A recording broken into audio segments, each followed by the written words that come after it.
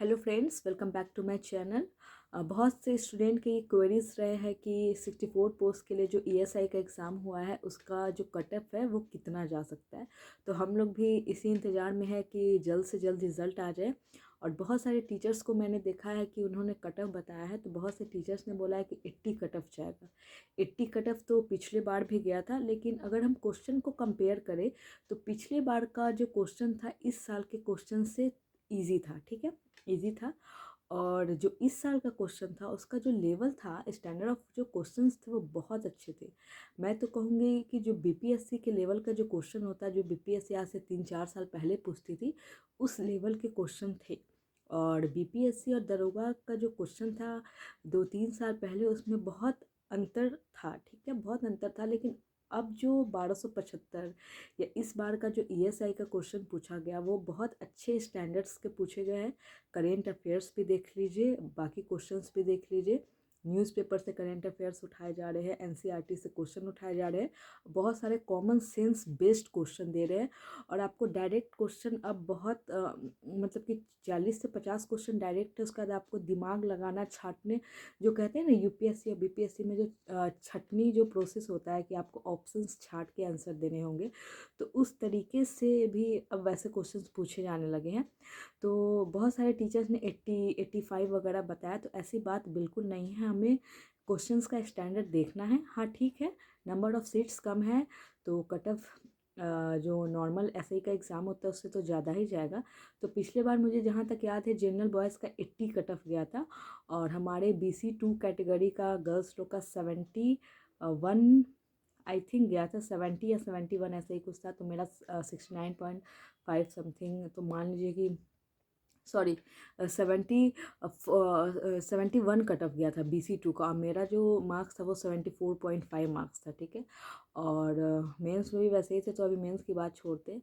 तो इस बार का लेकिन कट ऑफ मेरे हिसाब से कम जाना चाहिए, क्योंकि 1275 में भी बहुत सारे टीचर्स ने बोला कि अगर पेपर वायरल हुआ है, जो कि हुआ था, तो ज़्यादा कट ऑफ जाएगा। लेकिन ऐसा कुछ नहीं हुआ, नॉर्मल ही कट ऑफ गया।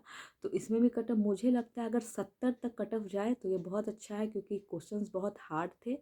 और 20-25 क्वेश्चन ईजिली किस तरीके से गलत हो जा रहे हैं ये समझ में ही नहीं आ रहा था। मतलब जो क्वेश्चंस हम लोगों ने सही मारा था सोच के, वो क्वेश्चन भी गलत हो गए। और इसमें बहुत सारे ऐसे स्टूडेंट होंगे जिनका 75, 80, 85 क्वेश्चन सही होंगे, लेकिन वैसे जो कैंडिडेट्स हैं उनकी संख्या कम है।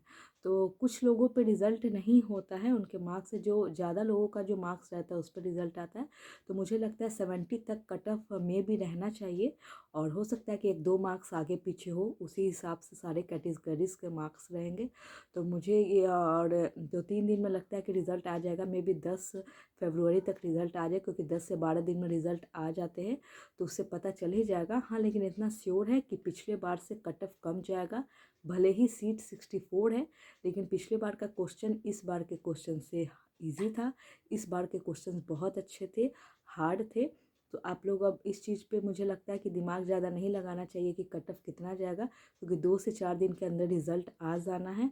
और इसका मेंस भी बहुत जल्द, जैसे ही 1275 का 25 फरवरी को मेंस होगा, उसके बाद आप लोग, मुझे लग रहा है कि इसका मेंस 10 से 15 मार्च तक में ले लेगा। ठीक है, और दोनों का अप्रैल तक में कंप्लीट कर देगा। तो देखते हैं क्या रहता है। 2 से 4 दिन में तो रिज़ल्ट आ ही जाएगा। हम लोग अच्छे के लिए होप कर सकते हैं और आगे की पढ़ाई कंटिन्यू कर सकते हैं। और मैंने आप लोग से कम्युनिटी के माध्यम से पूछा था कि क्या मैं स्पीडी जीएस का एक सेशन चला सकती हूँ, जिसमें सारे क्वेश्चंस को मैं जो ब्रीफ ही डिस्क्राइब करूँ, जिससे बहुत अच्छा खासा रिवीजन उन लोगों का हो जाएगा जिन्होंने पढ़ाई की है।